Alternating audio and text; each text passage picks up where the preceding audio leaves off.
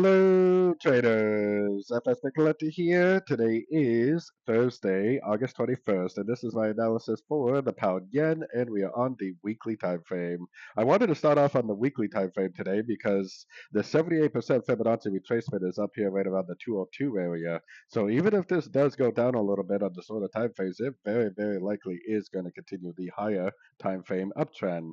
So I wanted to mention that because on the daily, we are definitely in a market flow to the downside.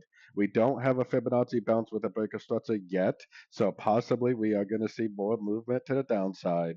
But if it does, make some sort of a recognizable three-way pullback to a fib level, break structure to the upside, we need to keep in mind that weekly time frame uptrend, and it could just keep on going. Now, going down to the 1 hour time frame, the breaker structure level for me is right here. If it breaks above there, then I would go back to being a buyer.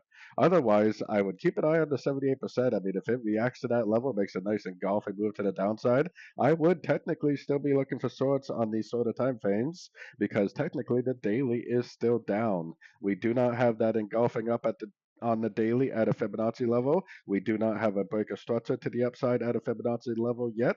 So technically the trend is still down until the market tells us otherwise. So anyways, don't forget to check out my website linked over here in the corner. And as always, thank you for watching and happy trading.